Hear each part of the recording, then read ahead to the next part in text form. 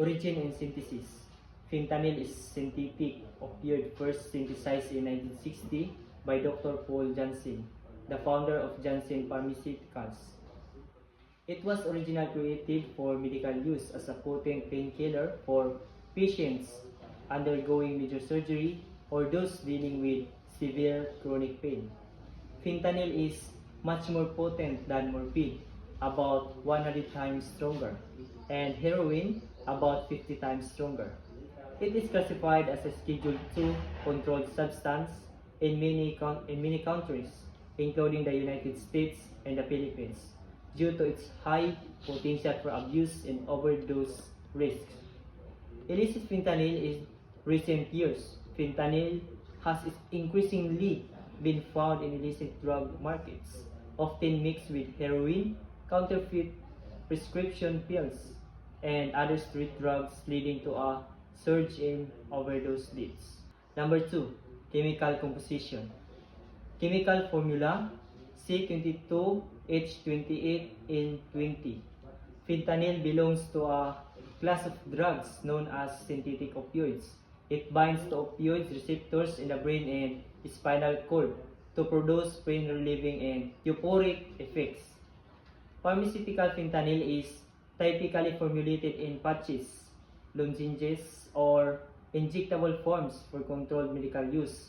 However, illicit fentanyl is often found as a powder or mixed with other drugs, making it difficult for users to know how much fentanyl they are ingesting. Number 3. Effects on the body. Short-term effects when used as prescribed for pain management. Pain relief. Fentanyl is a highly effective in managing severe pain. Euphoria. As a potent opioid, fentanyl produces feelings of intense euphoria and relaxation, which contributes to its abuse potential. Respiratory depression. This is a key side effects of the opioids, including fentanyl. It slows breathing and can lead to fatal overdose if the dose is too high. Short-term effects when abused. Sedation. Users may experience drowsiness or inoding of effects. Constrictions of pupils, a common sign of opioids use. Euphoria. This is often what leads to repeated use of or abuse, but it also increases the risk of addictions. Nausea and vomiting, a common side effects of opioids use, particularly at high dose. Long-term effects. Addiction and dependence. As with other opioids, fentanyl is a high potential for addiction. Chronic use can lead to tolerance, requiring more of the drug to achieve the same effects in physical dependence. Overdose. Fentanyl is as a potent that even a small amount can lead to a fatal overdose, especially when mixed with other substances like heroin or cocaine. Respiratory failure. Chronic or high dose use can lead to a fatal respiratory depression. Cognitive and emotional effects. Long-term abuse can impair decisions making, memory, and mood regulations. Number 4. Special features and risks. Extreme potency. Fentanyl is extremely potent and it only takes a very small amount to cause an overdose.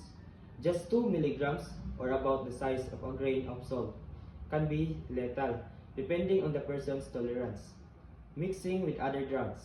One of the most significant risks of fentanyl is that it is often mixed with other drugs, including heroin and cocaine. Without the user's knowledge, this increases the risk of overdose, as users may not be aware that they are ingesting fentanyl. Counterfeit prescription pills. Fentanyl is often pressed into counterfeit prescription pills that look like common painkillers or anti-anxiety medications like Oxycodone, Percocet, or Xanax. Many people unknowingly ingest fentanyl through these fake pills, leading to unintentional overdoses. Lethal overdose risk. Fentanyl is a major driver of the opioid overdose crisis. particularly in North America. Due to its potency, users who are not accustomed to opioids are at a high risk of dying from accidental overdose. Number 5. Legal status. In the Philippines, fentanyl is classified as a dangerous drug under the Dangerous Drugs Act of 2002, and its production, distribution, and use are highly restricted. In United States, fentanyl is classified as a Schedule II controlled substance under the Controlled Substance Act, which means it is available legally for medical use but is illegal to manufacture or distribute without proper authorization. In global situation, fentanyl is subject to strict controls in most countries because of its high potential for abuse and overdose. Number 6. Signs of fentanyl overdose. Fentanyl overdoses can be life-threatening and require immediate medical attention. Signs of overdose include slow or difficulty breathing, often the most dangerous symptoms. Unconsciousness, users may become unresponsive or unable to wake up. Pinpoint pupils, a common signs of opioid overdose. Blue or purple tint to lips or fingernails due to lack of oxygen. Loss of motor control. Difficulty walking, speaking, or staying upright. Number 7. Treatment and response to overdose. Naloxone or Narcan. This opioid antagonist can rapidly reverse the effect of opioid overdose, including fentanyl overdose. However, because fentanyl is so potent, multiple doses of naloxone may be required or to reverse the effect. Emergency Medical Services or EMS, if fentanyl overdose is suspected, it is critical to call emergency medical help immediately. Detox and rehabilitation. Long-term treatment for fentanyl addiction typically involves medical detoxification, therapy, and support groups. Methadone or buprenorphine may be used to help manage withdrawal symptoms.